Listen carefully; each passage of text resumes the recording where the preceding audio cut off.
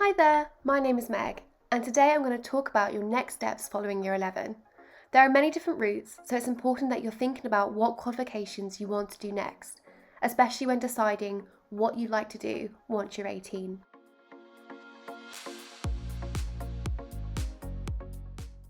Now this might look super confusing, but right now you're in the yellow box, which says that you're doing your GCSEs or equivalent qualifications as you're in Year 11. Your next steps now include either going into full-time education or training or to do an apprenticeship.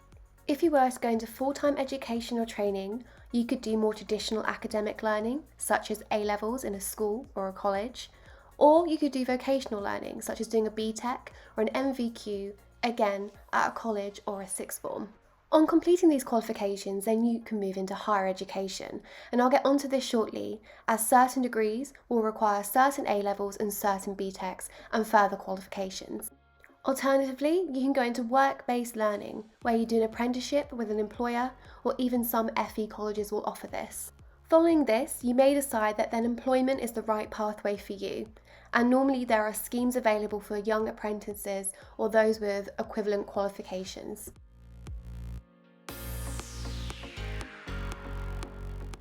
Choosing whether to go to sixth form or to college is a big decision. You really need to think about how you learn best.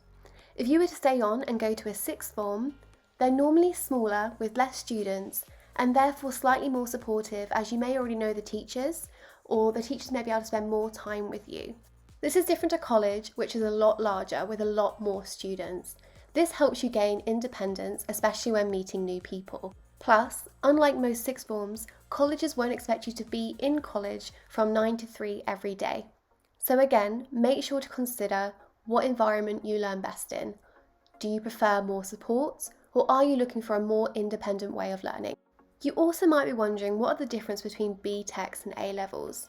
A lot of sixth form and colleges will offer both, although colleges may offer more vocational BTECs than your sixth form.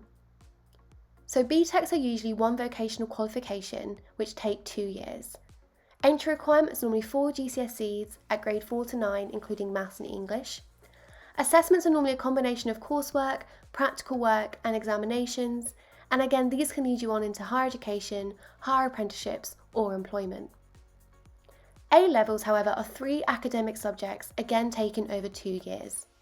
Entry requirements are slightly higher, so you need 5 GCSEs normally at grade 4 to 9, including again maths and English. Some subjects may have specific 6-7 grade requirements.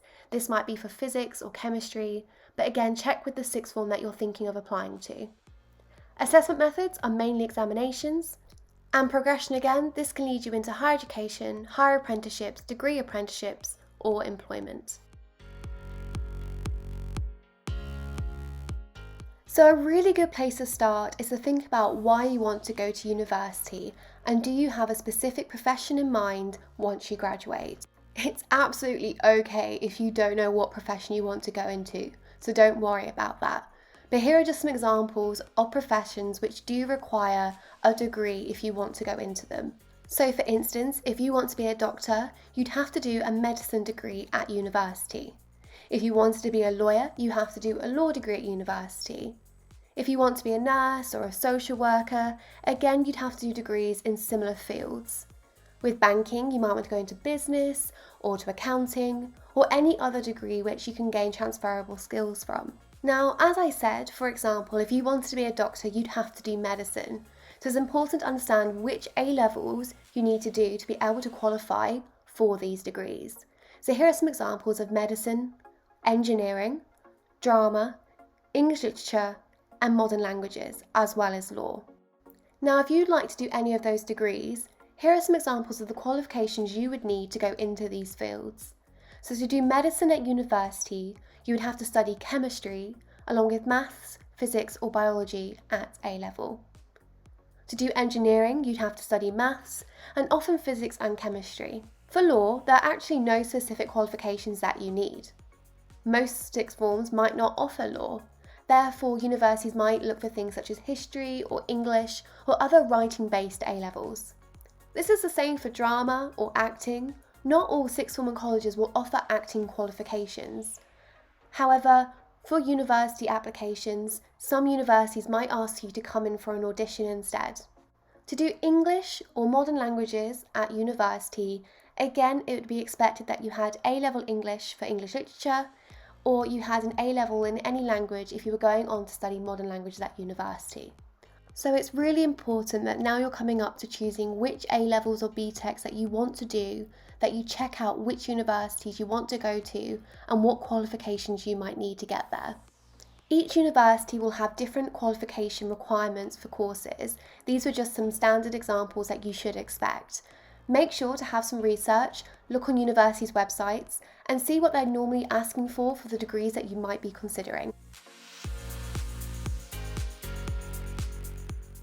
So I've talked generally about A-levels and BTECs. So here are some general facts about apprenticeships too. So they're usually a full-time job with training. They're generally structured by 4 days a week in the workplace and 1 day at a college or the training provider you're with. It's usually a practical, work-based learning qualification, which can go all the way up to master's level. This can lead into a permanent position if you just want to go straight into employment. All apprentices must be paid the minimum apprenticeship wage, and some employers may even pay more than this. You can also start this as soon as you leave school. So here are the general things that you need to consider when deciding whether you're going to do A-levels, BTECs, an apprenticeship, or whether you might go to sixth form or college. Firstly, you need to consider, how do you want to learn? Do you want to study more than one subject? Or do you want to learn a broad range of skills for a specific subject?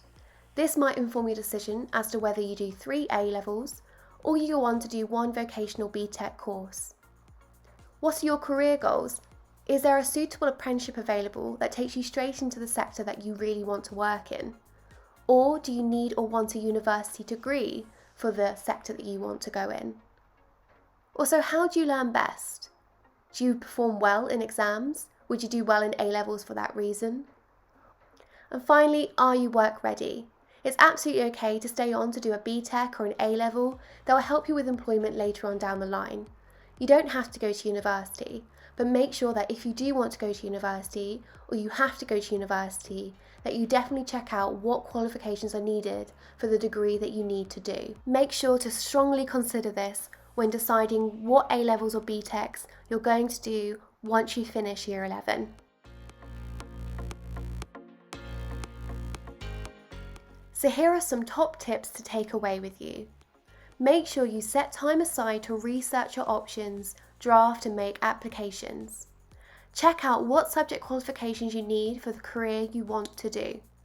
If you're thinking about going to university, see if there are any subject-specific entry requirements. Apply for as many post-16 options as you wish. It always helps to have a backup plan.